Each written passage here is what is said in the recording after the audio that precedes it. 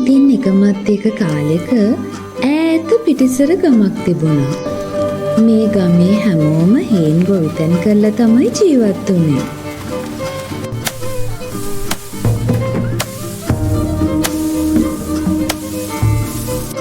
ඉතින් මේ ගමේ සේතන් කියලා ගොවියෙක් හිටියා.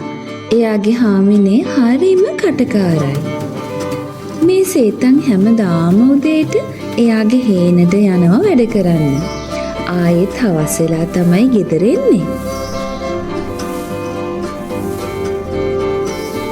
දවසක් දා සේතන්ට ගෙදර එන්න පරක්කු වුණා.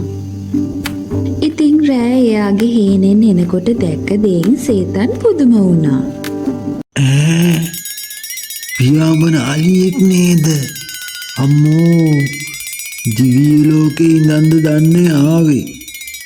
යන්න ඕනේ මා දිව්‍ය ලෝකෙ බලලා එන්න.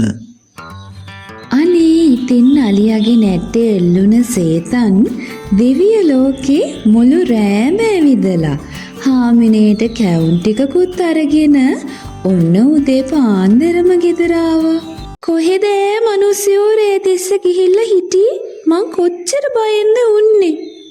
අනේ හාමිනේ, ඔහේ දන්නේ නෝයි ඊයේ මට වෙච්ච සංගෙදිය.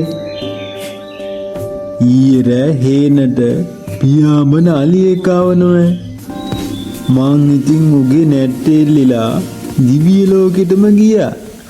අනේ මේ බොරු කියන්න එපා මිනිස්සුયો. අනේ බොරු නෙවෙයි හාමිනේ. මං හාමිනේට දිව්‍ය ලෝකෙන් කැවුම් ටිකකුත් අරගෙන ආවේ. ඕන් කාලා බලන්න කොහොමද කියලා දිව්‍ය ලෝකේ කැවුම්. සේතන් දිව්‍ය ලෝකේ ගියපු කතාව සේතන් අහල පහල කට්ටියටම කිව්වා. අනේ ඉතින් හැමෝම හරිම ආසාවෙන් දිව්‍ය ලෝකේ යන්න ඊළඟ දවසේ රෑ සේතන්ගේ හේනට ආවා. ඔන්න ඉතින් වෙනදා වගේ සුදු අලියත් උඩින් නැවිත් ආයෙත් දිව්‍ය ලෝකේ යන්න සැරසුණා.